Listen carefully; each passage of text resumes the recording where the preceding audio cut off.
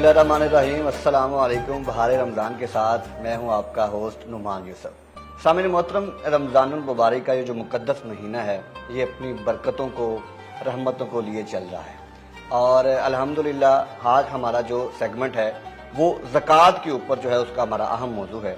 और आज के सेगमेंट के अंदर हमें ज्वाइन किया है गिफ्ट यूनिवर्सिटी के PhD स्कॉलर, लेक्चरार और इमाम भी हैं, मस्जिद के खतीब भी हैं और जनाब कारी इशफाक साहब। अस्सलाम वालेकुम। कर साहब, बहुत शुक्रिया आपका हमें ज्वाइन करने के लिए।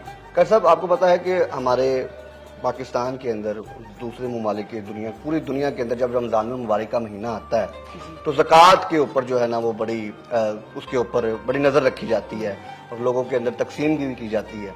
तो कुछ हमारे भाइयों के लिए सवाल ये क्लियर करना है कि ज़कात जो है वो किन लोगों पर फ़र्ज होती है।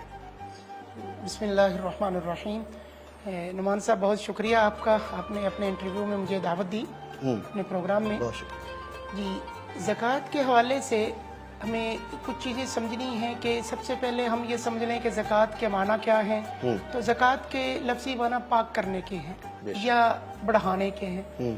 तो इस एतबार से ज़कात का ये माना बनेगा कि जब आदमी ज़कात अदा करता है तो वो अपने दिल को हिरस और लालच इन चीज़ों से पाक कर लेता है और इसी के साथ जब वो माल अल्लाह के रास्ते में दे देता है तो फिर उसका माल भी अल्लाह के रास्ते में निकालने की वजह से पाक हो जाता है। अब अगला सवाल आपका ये है कि ज़कात किन लोगों पर आती है। तो बेसिकली आपका सवाल ये है कि साहिब निसाब कौन लोग हैं, बिल्कुल, ज़कात किन को देनी होगी, कौन निकालेंगे ज़कात। तो इसमें देखना ये है, हम इसको अगर तकसीम करें तो 2-3 हिस्सों में इनके शोबाजात बन जाएंगे। एक निसाब बनेगा सोने और चांदी का, सोने और चांदी का। एक जो माल नकद है वो निसाब में आ जाएगा और इसी तरह माल तिजारत, ये इसका एक शोबा बन जाएगा जिसके 4 ज़ैली पॉइंट बनेंगे। बिल्कुल सही। दूसरा इसका हिस्सा बनेगा मवेशी, अच्छा, जानवरों का पालना, उस पर भी ज़कात है तो उसका एक अलग निसाब बनेगा।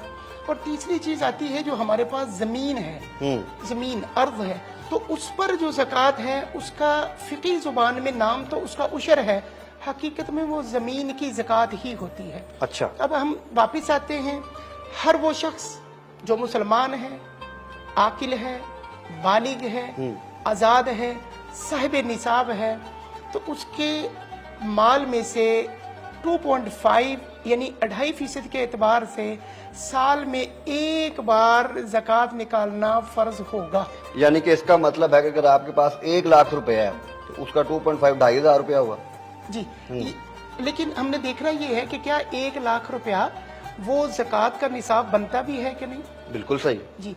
सोने का निसाब अगर हम देखें तो वो 7.5 तोले है, चांदी 52 तोले है। अच्छा, माल तिजारत हो, माल तिजारत से मुराद ये कि वो खरीदो फरोख्त वाला माल हो और उसकी मिकदार भी वो 52.5 तोले चांदी के बराबर हो जाए, या किसी के पास कोई नकद रुपया पैसा रखा है और वो भी 52.5 तोले चांदी की मिकदार को पहुंच जाए। लेकिन इनमें से एक बात मजीद निकल आएगी, वो ये कि किसी आदमी के पास 7 तोले सोना है सिर्फ, अच्छा, तो क्या उस पर ज़कात है कि नहीं। किसी के पास 50 तोले चांदी है तो उस पर ज़कात है कि नहीं। इस पर हमारे फुकाहा ये कहते हैं, अगर किसी के पास कुछ सोना है यानी 2 तोले सोना, 2-4 तोले चांदी, ये चांदी नहीं है तो नकद रुपया पैसा कुछ रखा है 10-20 हजार भी, तो इन दोनों को मिलाकर हम स्टैंडर्ड बनाएंगे चांदी को। तो क्या ये चांदी की मिकदार को, चांदी की मालियत को ये पहुंच जाता है तो कहेंगे कि ये साहिब निसाब है और इस पर कोई कर्ज ना हो, ये मकरूज ना हो, तो इसको अपने माल में से 2.5% निकालना होगा। बिल्कुल सही। ये तो हुआ सोना चांदी और इनकी मिसाल। बिल्कुल। आगे चले तो मवेशियों में 3 किस्म के हमारे पास जानवर आते हैं जिनको लोग पालते हैं। उसमें ऊंट है, गाय बैल भैंस है और भेड़ बकरी जो है, ये दोनों का एक खानदान है और गाय भैंस का एक खानदान है और ऊंट का अलग से खानदान है।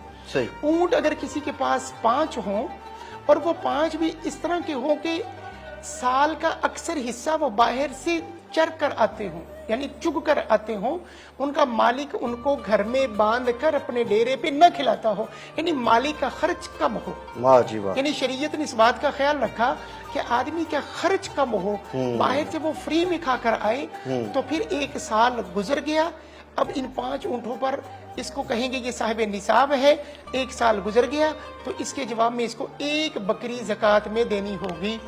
10 اونٹوں پر 2 بکریاں، 15 پر 3، 20 پر 4، 25 پر آگے چل کر اچھا اونٹوں قاری کے صاحب، نام چلیں۔ یہاں پہ میں ایک سوال آپ سے یہ کرنا چاہوں گا، کیا وہ اونٹ اس مالک کو فائدہ بھی پہنچاتے ہوں گے؟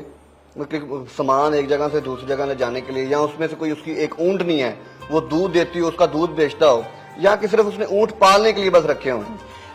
2 سوال یہاں سے نکل آئیں گے آپ کے۔ ایک سوال سے یہ کہ اونٹ پالنے کے لیے رکھے ہیں اس نے، تو اسی پر ہی زکوٰۃ ہے، بالکل جو صحیح، کسی بھی غرض کے لیے ہوں۔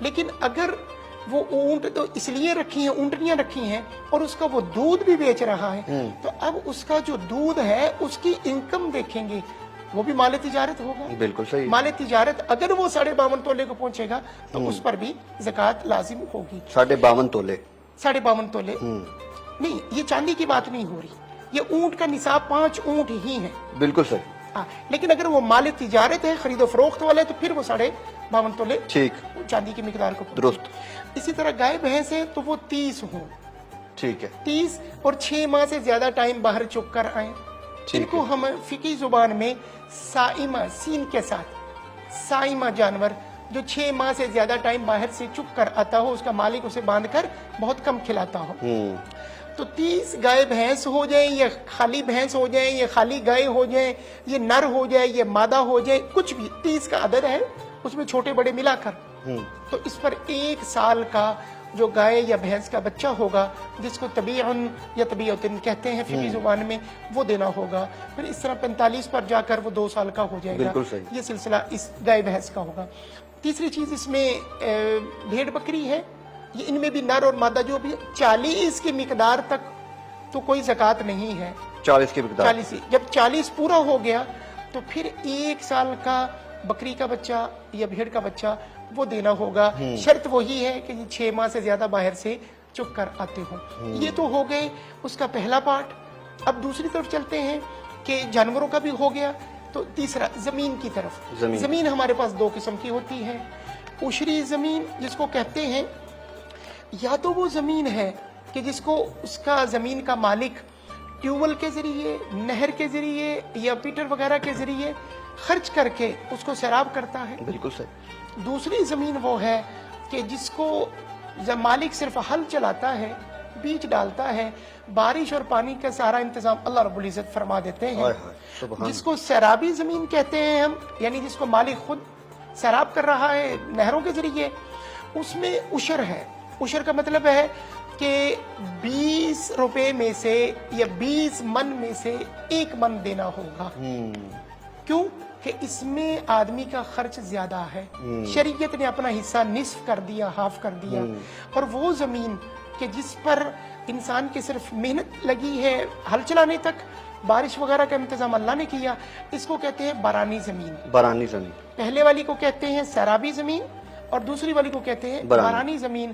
لیکن اس میں اصول یہ ہے کہ 10 من گندم میں سے 1 من گندم دینا ہوگی، 10 کلو میں سے 1 کلو دینا ہوگا۔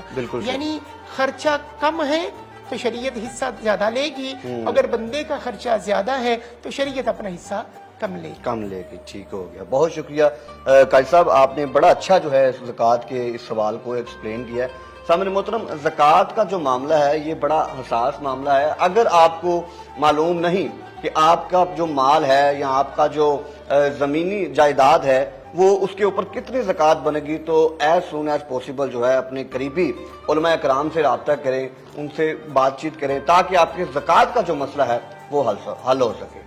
اب تک کے لیے اتنا ہی، اجازت دیجیے، اللہ نگہبان۔